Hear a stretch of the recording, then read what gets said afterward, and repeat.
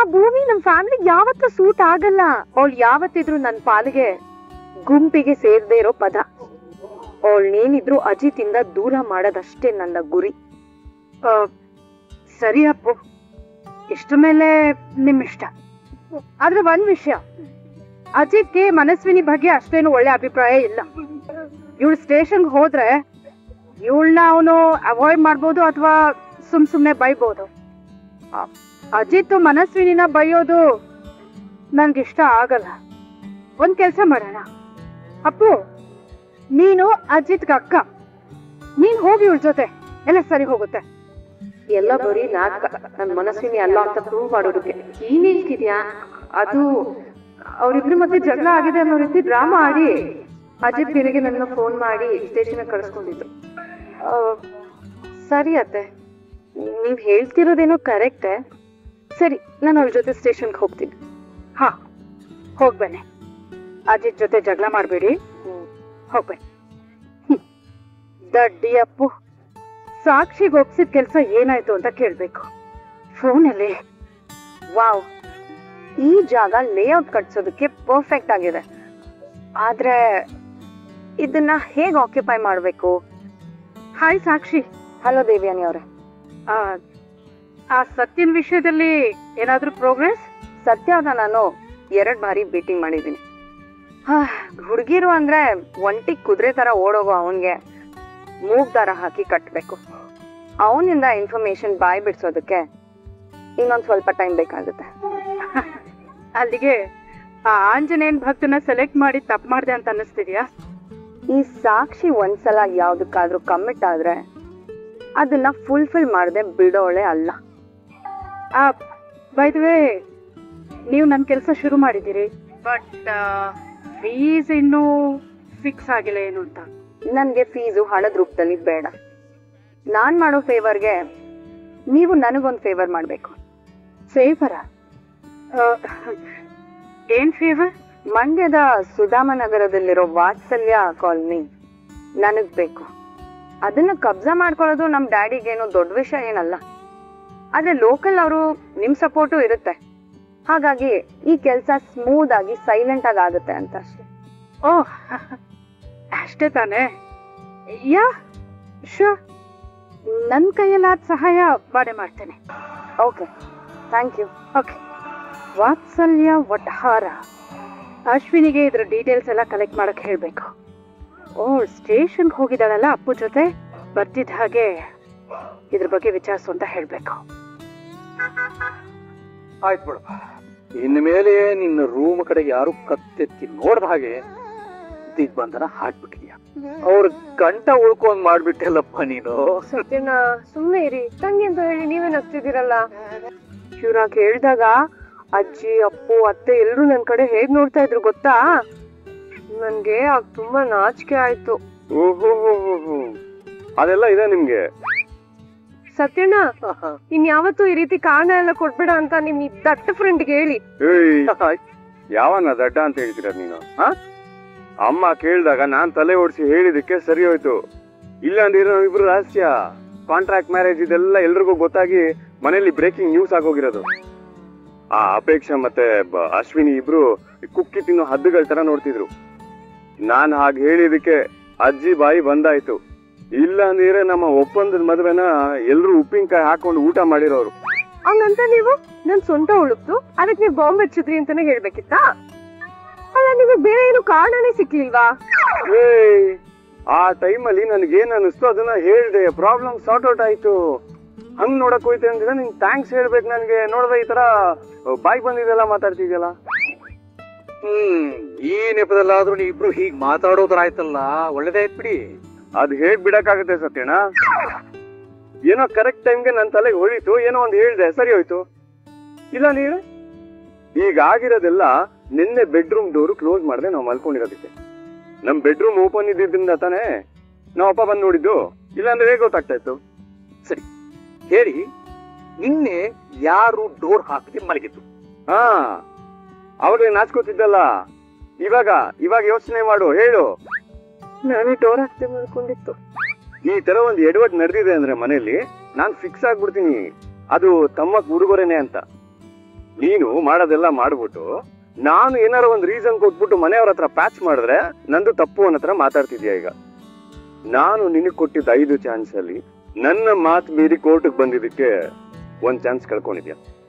ಈಗ ಬಾಗ್ಲ ಹಾಕೋದನ್ನ ಮರ್ತು ಇನ್ನೊಂದು ಚಾನ್ಸ್ ಕಳ್ಕೊಂಡು ಈಗ ನಮ್ಮ ಮದ್ವೆ ಸೀಕ್ರೆಟ್ ಗೊತ್ತಾಗೋ ತರ ಮಿಸ್ಟೇಕ್ಸ್ಗಳನ್ನ ಮಾಡ್ತಿರೋದಕ್ಕೆ ಇನ್ನು 3 ಚಾನ್ಸ್ ಉಳಿದಿರೋದು. ಅದು ಮೀರಿದ್ರೆ ನಾನು ಟ್ರಾನ್ಸ್ಫರ್ ತಗೊಂಡು ಹೋಗೋದು ಗ್ಯಾರಂಟಿ. ಸಾಹೇಬ್ರೆ, ನೀವು ನಮ್ ತಾಯಿ ಬಗ್ಗೆ ಹೇಳಿದ್ರಿ ಅನ್ನೋದನ್ನು ಮರ್ತು ಬಿಡ್ತೀನಿ ನಾನು. ದಯವಿಟ್ಟು ಇದು ಒಂದ್ಸಲ ನಾನು ಮಾಡಿದ ತಪ್ಪನ್ನ ಕ್ಷಮಿಸ್ಬಿಡಿ. ನಮ್ಮಮ್ಮನ ನೀವ್ ಮಾತ್ರ ನಿರಪರಾಧಿ ಅಂತ ಪ್ರೂವ್ ಮಾಡೋದಕ್ಕಾಗದು ಸಾಹೇಬ್ರೆ. ನನ್ ತಪ್ಪಾಯ್ತು. ಇಲ್ಲ ಚಾನ್ಸೇ ಇಲ್ಲ. ರಚಿತಾ ಓಡಿ ಬಿಡು ಪಾಪ. ಸುಮ್ಮನೆ ರೀ ಸತ್ಯಣ್ಣ, ನಿಮ್ಗೇನು ಗೊತ್ತಾಗಲ್ಲ. ಆಗಲ್ಲ ಅಂದ್ರೆ ಆಗಲ್ಲ. ಆ ಟೀ ಅಂಗಡಿಯಲ್ಲಿ ಕಾಣಿಸ್ತಾ ಇಲ್ವಲ್ಲ, ಸ್ಟೇಷನ್ ಒಳಗೆ ಹೋಗಿದ್ದಾಳೆ ಟೀ ಕೊಡೋದಕ್ಕ. ಹಾ ಹೌದು, ಈಗ ತಾನೇ ಅಜಿತ್ ಮನೆಯಿಂದ ಬರ್ಬೇಕಾದ್ರೆ ಟೀ ಕುಡ್ಕೊಂಡು ಬಂದಿದ್ದಾನೆ. ಅಲ್ಲಿಗೆ ಭೂಮಿನ ಒಳಗಡೆ ಕರ್ಕೊಂಡಿರೋದು ಬೆಳಿಗ್ಗೆ ಆಗಿರೋ ಸೀನ್ ಪೋಸ್ಟ್ ಮಾರ್ಟಮ್ ಮಾಡೋದಕ್ಕೆ ಇರ್ಬೇಕು. ಇಲ್ಲ ಮಿಕ್ಕಿರೋ ಸ್ಟಾಫಿಗೆನ ಟೀ ಕೊಡಕ್ ಹೋಗಿರ್ಬೋದಾ? ಒಳಗಡೆ ಹೋಗಿ ನೋಡಿದ್ರೆ ಎಲ್ಲ ಗೊತ್ತಾಗುತ್ತೆ. ನಮ್ ಡೌಟ್ ನಿಜಾನೇ ಆಗಿದ್ರೆ ಇವತ್ತು ಅವ್ರನ್ನ ರೆಡ್ ಹ್ಯಾಂಡ್ ಆಗಿ ಹಿಡ್ದಾಕ್ಬೋದು. ಏನಂತೀಯ? ಸರಿ ಬೇಗ ಹೋಗೋಣ ನಡ. ಇವ್ರಿಬ್ಬರನ್ನ ನೋಡಿದ್ರೆ ಏನೋ ಕಂಡಿಡಿಯಕ್ ಬಂದಿರೋ ಕಳ್ಳರ ತರ ಕಾಣಿಸ್ತಾ ಇದಾರೆ. ಈ ವಿಷಯನ ಮೊದಲು ಭೂಮಿಗೆ ತಿಳಿಸ್ಬೇಕು. ಅಯ್ಯೋ, ಈ ಭೂಮಿ ಫೋನ್ ಎಲ್ಲೇ ಬಿಟ್ಟು ಹೋಗಿದ್ದಾಳೆ. ಹೇಗೆ ಈ ವಿಷಯ ತಿಳಿಸೋದು? ಸತ್ಯನ ಅಮ್ಮನ್ ಬಿಡಿಸ್ತೀನಿ ಅಂತ ಮಾತು ಕೊಟ್ಟು ಈಗ 3 ಚಾನ್ಸ್ ಅಂತ ಹೇಳ್ತಿದ್ದಾರೆ ನೋಡಿ. ಸತ್ಯನ, ನಮ್ ಮದ್ವೆಗೆ ನೀವು ಸಾಕ್ಷಿಯಾಗಿದ್ರಿ ತಾನೆ. 3 ಗಂಟೆ ಹಾಕುವಾಗಿದ್ದಿದ್ದ ಆಸಕ್ತಿನ ಈಗ ಇವರು 3 ಚಾನ್ಸ್ ಅಂತಿರೋದ್ನ ಕ್ಯಾನ್ಸಲ್ ಮಾಡೋದ್ರಲ್ಲೂ ತೋರ್ಸಿ. ರಚಿತಾ, ನೀನು ನನ್ನ ಫ್ರೆಂಡ್ ಆಗಿ ನೀನು ಹೇಳಿದ್ದೆಲ್ಲ ಸರಿ ಅನ್ಬೋದು, ಆದ್ರೆ ಭೂಮಿ ವಿಷಯಕ್ಕೆ ಬಂದ್ರೆ ಖಂಡಿತ ನನಗೆ ಒಪ್ಪಲ್ಲ. ಅಲ್ಲ, ನೀವ್ ನನಗ್ ಫ್ರೆಂಡ್ ಆಗಿ ಆಪೋಸಿಟ್ ಪಾರ್ಟಿ ವಕಾಲತ್ ವಹಿಸ್ತಾ ಇದ್ದೀರಲ್ಲ, ಏನ್ ಅನ್ಸ್ತಲ್ಲ ನಿಮ್ಗೆ? ಈಗ ನೀವ್ ಮಾಡಿರೋದೇ ತುಂಬಾ ಜಾಸ್ತಿ. ದಯವಿಟ್ಟು ನೀವ್ ಕೋರ್ಟ್ ಹೋಗಿ. ಏನು ಹೇಳ್ತಿದ್ದೆ ನೀನು? ಈ ಮಾತನ್ನ ನೀನು ಕಾಂಟ್ರಾಕ್ಟ್ ಮ್ಯಾರೇಜ್ ಹಾಕಿಂತ ಮುಂಚೆ ಹೇಳ್ಬೇಕಿತ್ತು. ನಿಮ್ಮಿಬ್ಬರು ಮದುವೆ ಸಾಕ್ಷಿಯಾಗಿದ್ದೆ ನಾನು, ಅದನ್ನ ಮರಿಬೇಡ. ಅಲ್ಲ ಕಣ, ಈಗ ನೀನು ಫ್ರೆಂಡು ತಂಗಿ ಅಂತ ಇಕ್ಕಟ್ಟಲ್ಲಿ ಸಿಕ್ಕಾಕ್ಸ್ಬಿಡ್ರಪ್ಪ, ನನ್ನ ಬಿಟ್ಬಿಡ್ರಿ. ಅಷ್ಟಕ್ಕೂ ನಮ್ ಭೂಮಿ ಏನು ನಿನ್ನ ಮೈ ಮೇಲೆ ಬಿದ್ದಿರ್ಲಿಲ್ಲ ಕಾಂಟ್ರಾಕ್ಟ್ ಮ್ಯಾರೇಜ್ ಆಗು ಅಂತ. ನೀನೇ ಅಂಜನಾ ಜೊತೆಗೆ ಎಂಗೇಜ್ಮೆಂಟ್ ತಪ್ಪಿಸ್ಕೋದಕ್ಕೋಸ್ಕರ ಯಾವ್ದಾದ್ರು ಹುಡುಗಿ ಸಿಕ್ಕರೆ ಸಾಕು ಅಂತ ಕಾಂಟ್ರಾಕ್ಟ್ ಮ್ಯಾರೇಜ್ಗೆ ಕಾಯ್ತಿದ್ದೆ. ಪಾಪದ ಹುಡುಗಿ ಇದು ಸಿಕ್ತು, ಪ್ರಪೋಸಲ್ ಇಟ್ಟೆ, ಅವಳು ತನ್ನ ತಾಯಿ ಸೆಂಟಿಮೆಂಟ್ ಇಂದ ಮದ್ವೆಗೆ ಒಪ್ಕೊಂಡ್ಳು. ಹೌದು, ಅಲ್ಲಗಳು ಮಾತಿಗೂ ನೀನು ಅವಳನ್ನ ಎಡವಟ್ಟು ಅಂತೆಲ್ಲ. ಅವಳ ಸ್ವಭಾವ ಮೊದ್ಲು ಏನು ಅಂತ ನಿಂಗೆ ಗೊತ್ತಿರ್ಲಿಲ್ವಾ? ಅವಳು ಯಾವ್ದೋ ಒಂದು ದೊಡ್ಡ ಮಿಷಿನ್ ಅಲ್ಲ, ನೀನ್ ಹೇಳಿದೆಲ್ಲ ಕೆಲಸ ಮಾಡ್ಕೊಂಡಿರೋದಕ್ಕೆ. ಪಾಪ ಅವಳು ತುಂಬಾ ಸಾಧಿಸಿದ ಹುಡುಗಿ ಕಣ. ನೋಡು ಒಂದ್ಸರ್ತಿ ಅವಳನ್ನ 5 ಚಾನ್ಸು 3 ಚಾನ್ಸು ಅಂತ ಎದುರಿಸೋದು ಖಂಡಿತ ಆಗ್ತೀನಿ ಕೇಳು. ಲಾ ಪ್ರಕಾರ ಇದು ಅಫೆನ್ಸ್ ಆಗುತ್ತೆ ಅಷ್ಟೇ. ಸಾಹೇಬ್ರೆ ಸಾರಿ, ಇದು ಒಂದ್ಸತಿ ಚಾನ್ಸ್ ಕೊಡಿ. ಇನ್ಮೇಲೆ ಬಾಕ್ಲ ಹಾಕಿದ್ಯೋ ಇಲ್ವೋ ಅನ್ನೋದನ್ನ ಒಂದ್ಸಲ ಅಲ್ಲ 10 ಸಲ ನೋಡ್ತೀನಿ, ಸರಿನಾ? ಸರಿ, ಆದ್ರೆ ಇದೇ ಲಾಸ್ಟ್ ಚಾನ್ಸ್. ನಮ್ಮ ಕಾಂಟ್ರಾಕ್ಟ್ ಮದ್ವೆ ವಿಚಾರ ಮನೆಯವ್ರಿಗೆ ಗೊತ್ತಾಗೋ ತರ ಯಾವತ್ತಾರು ಮಾಡಿದ್ಯೋ? ಇಲ್ಲ ನಾನಲ್ಲ ಅಂತ ಹೇಳಿದ್ನಲ್ಲ. ಆ ಕಡೆ ಹೋಗಿ ಸತ್ಯನ, ಬಾಚಿನ ನೀನು. ಅಲ್ಲ, ನಿಂಗೆ ಸೊಂಟ ಉಳ್ಕಿದೆ, ಮನೇಲಿ ಇದ್ದು ರೆಸ್ಟ್ ಮಾಡು ಅಂದ್ರು. ಇಲ್ಲ, ನಾನು ನಿಮ್ ಕಾಳಜಿ ಮಾಡ್ತೀನಿ ಅಂತ ಸ್ಟೇಷನ್ ಬಂದಿದ್ಯಲ್ಲ ನೀನು. ಭೂಮಿ, ನನ್ಗೆ ಈ ವಿಚಾರದಲ್ಲಿ ನೀನ್ ತುಂಬಾ ಸಿಟ್ಪಡಿಸ್ತಾ ಇದೀಯ ಭೂಮಿ. ಅಲ್ಲ, ನಿನ್ನ ಆರೋಗ್ಯದ ಬಗ್ಗೆ ನೀನು ಕಾಳಜಿ ಇಟ್ಕೋಬೇಕಲ್ವಾ? ಎಲ್ಲ ಟೈಮು ನಾನೇ ಇರೋದಕ್ಕಾಗತ್ತಾ ಹೇಳು? ಅದಾಗಿ ಅಪೇಕ್ಷಾ ನೀನೇ ನಿಲ್ಲಿ. ಅದು ನಿನ್ನ ಮನಸ್ವಿನಿ ಫ್ರೆಂಡ್ ಲಿಸ್ಟ್ ಸೇರ್ಸೋಣ ಅಂತ. ಲಾಸ್ಟ್ ಟೈಮು ಪಾಪ ಅವಳು ನಿನ್ಗೆ ಫ್ರೆಂಡ್ ಆಗಿರೋಣ ಅಂತ ಬಂದ್ರೆ ನೀವಿಬ್ರು ಕಣ್ಣ ಮುಚ್ಚಲ್ಲ ಆಟಾಡ್ ಕಳಿಸ್ಬಿಟ್ರಂತೆ. ಒಂದೇ ಮನೇಲಿ ಇರ್ತೀವಿ, ಫ್ರೆಂಡ್ ಆಗಿರ್ಬೋದಲ್ವಾ? ಓ, ನನಗೆ ಅಶ್ವಿನಿ ಜೊತೆ ಫ್ರೆಂಡ್ಶಿಪ್ ಮಾಡೋದಕ್ಕೆ ತೊಂದ್ರೆ ಏನಿಲ್ಲ, ಆದ್ರೆ ನನ್ನ ಹೆಂಡತಿಗೆ ಓಕೆ ಇರ್ಬೇಕಷ್ಟೇ. ಭೂಮಿ, ಅಜಿತ್ ಮನಸ್ವಿನಿಗೆ ಫ್ರೆಂಡ್ ಆಗ್ಬೋದಲ್ವಾ? ನಿಂಗೇನ್ ಪ್ರಾಬ್ಲಮ್ ಇಲ್ಲ ಅಲ್ವಾ? ಇವ್ರ ಜೊತೆ ಫ್ರೆಂಡ್ ಆಗ್ಬೇಕು ಅಂದ್ರೆ ನನಗೆ ನನ್ ಅಬ್ಜೆಕ್ಷನ್ ಇದೆ. ನೋಡಿ ಅಪ್ಪ ಅವ್ರೆ, ಇವ್ರು ನಂಗೆ ತಾಳಿ ಕಟ್ಟಿರೋ ಗಂಡ. ನನ್ ಗಂಡ ಇನ್ನೊಂದು ಹೆಣ್ಮಗು ಜೊತೆ ಸಲ್ಗೆಯಿಂದ ಇರೋದು ನನ್ ಕೈಲಿ ಸಹಿಸಕ್ಕಾಗಲ್ಲಪ್ಪ. ಹಾಗೆ ಇವ್ರು ಯಾವಾಗ್ಲೂ ನನಗ್ ಮಾತ್ರ ಸ್ವಂತ. ನಾನೇನ್ ಇವ್ನ್ಗೆ ಇವಳನ್ನ ಕಟ್ಕೊ ಅಂತ ಹೇಳ್ತಿಲ್ಲ, ಜಸ್ಟ್ ಫ್ರೆಂಡ್ ಆಗಿರು ಅಂತ ಹೇಳ್ತಿದ್ದೀನಿ. ಇವತ್ತಿನ ಫ್ರೆಂಡ್ಸೇ ನಾಳಿನ ಗಂಡ ಹೆಂಡತಿ ಆಗೋದು. ಅದ್ರಲ್ಲೂ ಇವ್ರು ನನ್ ಗಂಡನ್ಗೆ ಮಾವನ್ ಮಗಳು. ನಾಳೆ ನನ್ ಗಂಡನ್ ಹೆಂಡತಿ ಆಗೋದಕ್ ಟ್ರೈ ಮಾಡಲ್ಲ ಅನ್ನೋದೇನ್ ಗ್ಯಾರಂಟಿ? ಅದಕ್ಕೆ ನಾನು ಇವ್ರಿಬ್ರು ಸ್ನೇಹನ ಸಹಿಸಲ್ಲ. ನೋಡಿ, ಇದೇ ಕೊನೆ. ನೀವ್ ಮತ್ತೆ ಏನಾದ್ರೂ ನನ್ ಗಂಡನ್ ಆಸ್ಪಾಸ್ ಕಾಣಿಸ್ಕೊಂಡ್ರೋ ಶುಂಠಿ ಕುಡ್ತೀನಲ್ಲ, ಹಂಗ್ ಕುಟ್ಟು ಬಿಡ್ತೀನಿ. ಹೇಯ್, ನಿನ್ ಎದುರುಗಡೆ ಇರೋದು ಅಜಿತ್ ರಾಮ್ ನಾರಾಯಣ್ ಹೆಂಡತಿ. ನನ್ ಹೆಂಡತಿ ಜೊತೆ ಮಾತಾಡ್ಬೇಕಾದ್ರೆ ಯಾವಾಗ್ಲೂ ವಾಯ್ಸು ನಾನು ನನ್ನ ಹೆಂಡತಿ ಪಾಲ್ಗೆ ಶ್ರೀರಾಮ್ ಆಗೋದಕ್ಕೆ ಬಯಸ್ತೇನೆ.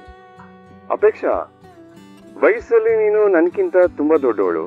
ಇಷ್ಟೆಲ್ಲ ಆದ್ಮೇಲೂ ನಾನು ನಿನ್ಗೆ ಇಲ್ಲಿಂದ ಹೊರಡು ಅಂತ ಹೇಳೋದ್ ತಪ್ಪಾಗುತ್ತೆ ಅನ್ಸುತ್ತೆ. ಮನಸ್ವಿನಿ, ನಡಿ ಹೋಗೋಣ. ನಡಿ. ಹುಷಾರು. ಅಲ್ಲ ಸತ್ಯ, ಇನ್ನಕ್ಕೊಂದು ಡ್ರಾಮಾ ನನಗೆ ಸಾಕಾಗೋಗಿದೆ. ಈ 9 ತಿಂಗಳು ಯಾವಾಗ ಮುಗಿಯುತ್ತೋ ಏನೋ. ಅಲ್ಲ, ನಾವು ಸ್ಟೇಷನ್ಗೆ ಹುಲಿ ಸಿಗತ್ತೆ ಅನ್ಕೊಂಡ್ ಹೋದ್ರೆ ಅಲ್ಲಿ ನಮ್ ಕೈಗೆ ಹುಲಿನೂ ಸಿಕ್ಕಿಲ್ಲ. ಆ ಅಜಿತ್ ಮತ್ತೆ ಭೂಮಿ ಇಬ್ರು ನಾರ್ಮಲ್ ಆಗೇ ಇದಾರೆ, ಇಬ್ರು ಚೆನ್ನಾಗೇ ಇದಾರೆ ಮನಸ್ವಿನಿ. ಅದು ಅಲ್ದೆ ನಮ್ ಮುಂದೆನೆ ಸೊಂಟ ಅಂತಾನೆ. ಅದು ಹೋಗ್ಲಿ, ಆ ಟೀ ಮಾರೋಳು ನನಗೆ ಆವಾಜ್ ಹಾಕೋದಂದ್ರೆ ಏನು? ದಿನದಿಂದ ದಿನಕ್ಕೆ ನನಗೆ ಉಸಿರು ಕಟ್ಟಿಸಿದಾಳ ಅವಳು. ಅವಳು ಬುದ್ಧಿ ಕಲಿಸ್ಬೇಕು ಅಂದ್ರೆ ಅವಳು ಉಸಿರನ್ನ ಕಟ್ಟಿಸ್ಬಿಡ್ಬೇಕು. ಮನಸ್ವಿನಿ, ಏನ್ ಹೇಳ್ತಿದ್ಯಾ ನೀನು? ಅಲ್ಲ, ಮೊನ್ನೆವರೆಗೂ ಭೂಮಿ ಪಾಪದವಳು, ಹಾಗೆಲ್ಲ ಮಾಡ್ಬಾರ್ದು ಅಂತ ಹೇಳ್ತಿದ್ದೆ.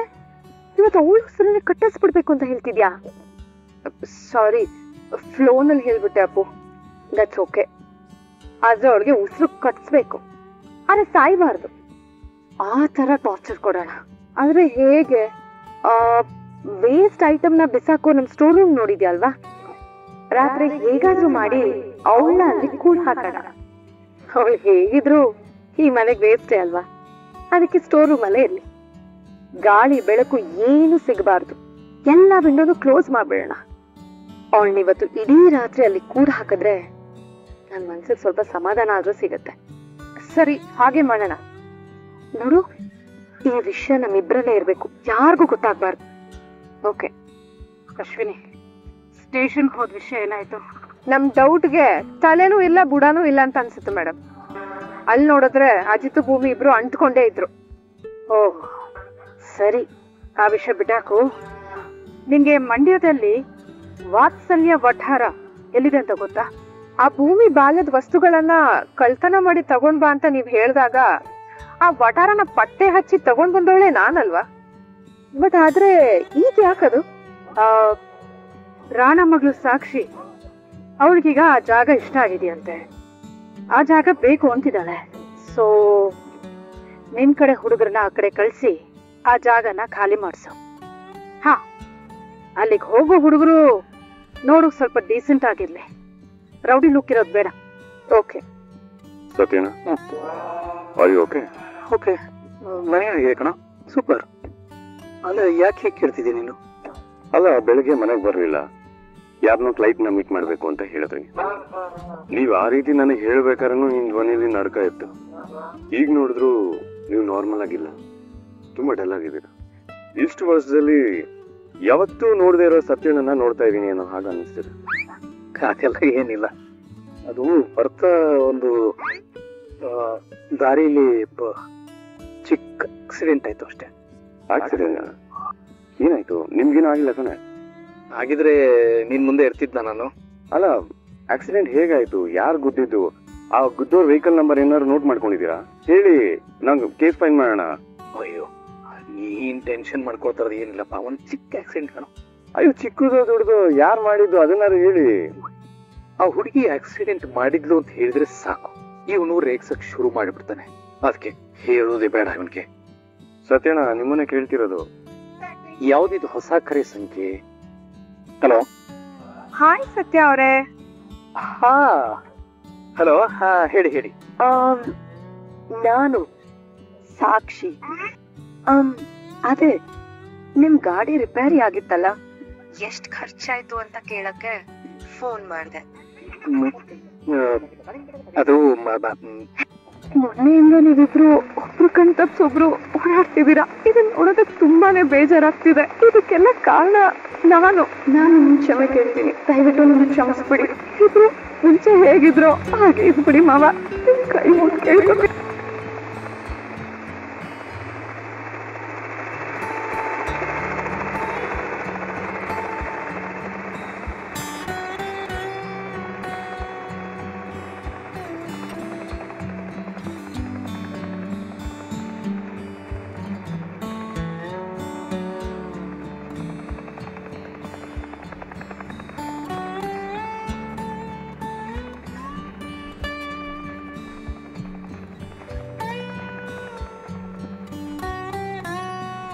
Route 2068.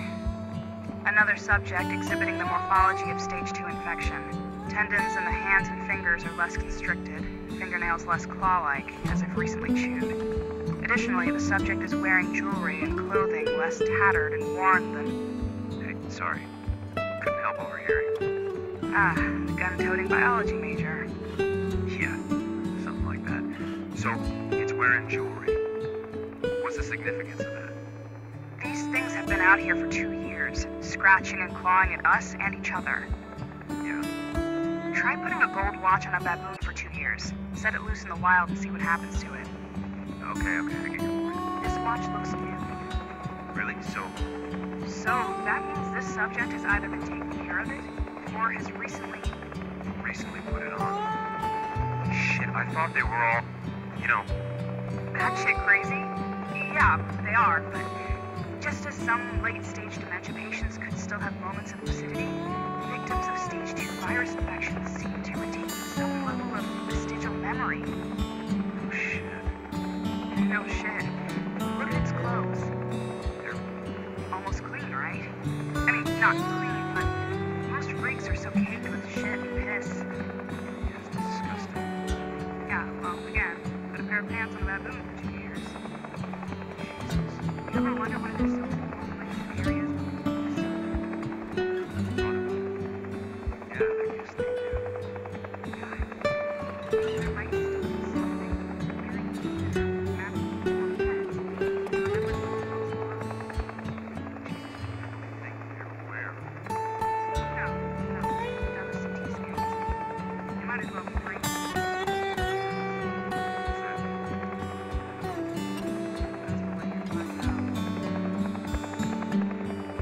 Well, what it means is that some freaks get up in the morning, they shower, they get dressed, they put on their favorite gold watch, they kiss their wife goodbye, and then they head out the door for a fun day of meeting us and shitting themselves.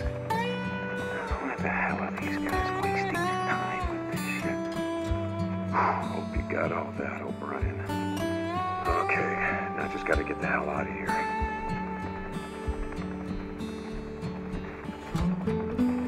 O'Brien, you there? O'Brien! Hold on. Yeah, I'm here. I planted your tracking device and I got your data. The researcher, were they male or female? What? Why? Was it a man or a woman? It was a woman, and no, I didn't catch her name. Okay.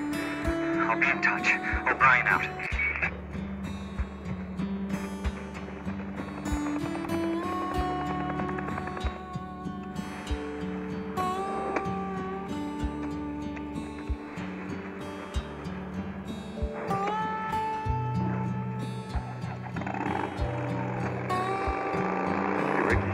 Send some men to go out and get him. Yeah, he's a lot more cooperative all of a sudden.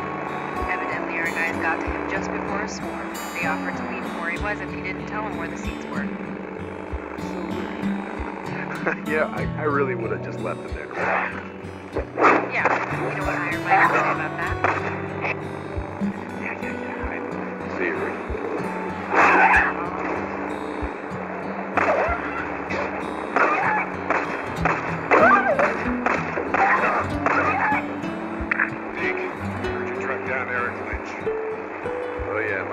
Found him. I want to thank you for not killing the man. We're going to have a trial. You'll get a chance to tell his side. Yeah, that's great. Yeah, too bad Campbell and Reed aren't allowed to tell their side.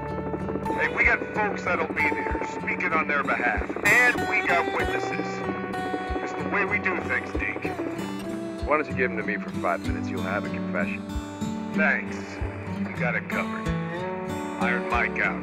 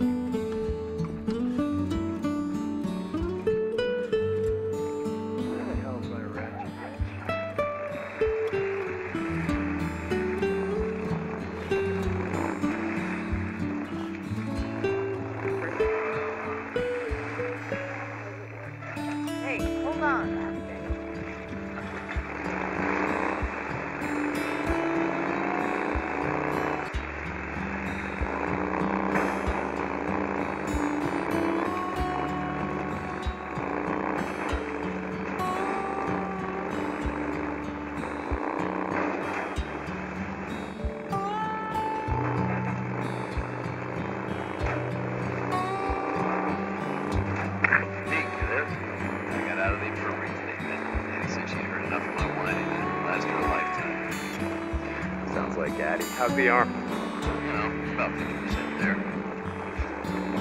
Sorry, I didn't like it. Seriously though, it's like I can still feel my right hand, you know? I think they call that phantom pain. Yeah, that's what Addy said. It sucks. Like, you know, like, after a long ride, your hand gets coming up. Both like that. Anyway, I gotta get going. Still gotta have fun, dude. Gotta see if I can pay off this damn payment that he has me on. Later. Later.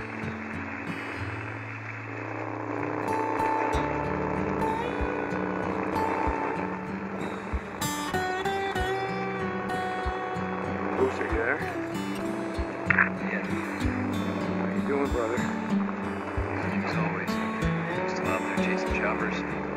Yeah. Figure out what the hell they're up to yet. Not a clue. What O'Brien told me seems legit. Nero's out here. They're running field missions, studying the creeks. No idea why. Yeah, I gotta get going. Skizzo stopped by and said I'd be shoveling shit all day. Tell Skizzo to eat shit. Yeah, pass that along. Later.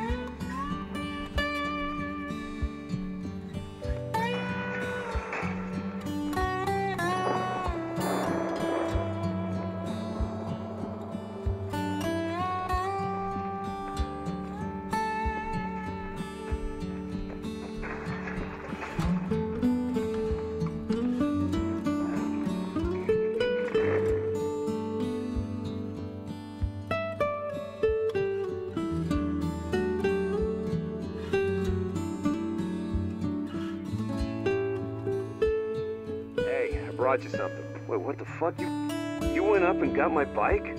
Well, I didn't want Cope getting it, parting it out. Jesus, Teague. Hey, I mean, I mostly did it, you know, in case I need parts. It's not like your gimp ass is gonna need them. Shit. Thanks, brother. That's the one thing I miss. Guys on the open road.